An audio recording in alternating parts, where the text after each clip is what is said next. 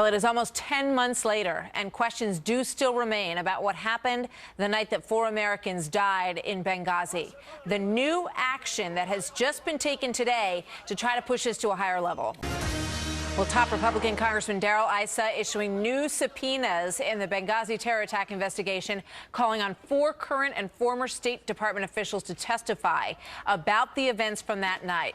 4 Americans were killed in the Benghazi attack, and Congressman ISSA says that the Obama administration has been slow to give lawmakers information on this. A lot of it has been redacted, and a lot of the pages that they requested, they have not received. So in a letter to Secretary of State Kerry, he writes this: "These persistent delays create the appearance that the department is dragging its feet to slow down the committee's investigation. It does not require weeks of preparation to answer questions truthfully," he says. Byron York joins me now, chief political correspondent at the Washington Examiner and a Fox News contributor. Good morning, Byron. Good to have you here. Good morning, Martha. So, what does this mean? Does this get them anywhere?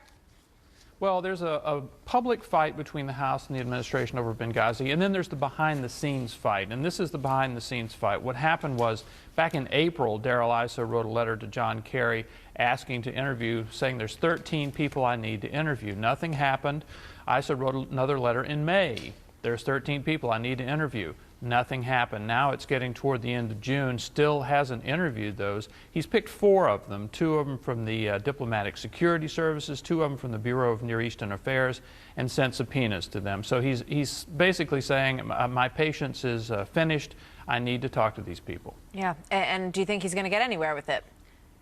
Yeah, a House subpoena generally does something. That's why it's important for an opposition party to control 1 House of Congress. So the chairman of the committee can kind of bluster and threaten, but when he finally issues a subpoena, that actually means something. So my guess is he will get to talk to at least some of the people he says he wants to talk to. And do you think that would be in an open hearing, an open congressional testimony? At least part of it will be. Some of it could be classified. Basically, ISSA believes that these State Department officials know a lot about events both before and after what happened in Benghazi last September 11th. Was security adequate? What were communications between the Benghazi diplomats and the State Department about the need for security? Also, one of these officials apparently knew just moments after this attack that it was the work of Islamic terrorists, told an ambassador that it was, and told a number of people in the days before Ambassador Susan Rice went out and attributed it to that video. So ISSA wants to know about all of that. Yeah, that was the judgment within 24 hours, that it had been a terrorist attack, and then we got a somewhat convoluted interpretation of that from Susan Rice on that Sunday. We had Greg Hicks' testimony before Congress. It was very powerful. He watched all of this unfold as the second most important person in that area. And then it sort of died. It sort of went away after that. So does this revive it, and does this serve Issa's wishes to sort of, be dogged in this pursuit?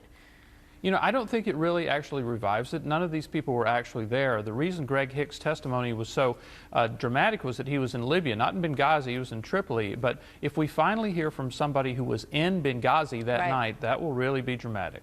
All right. Byron, thank you very much. We'll see you later. Thank you, Martha. Okay.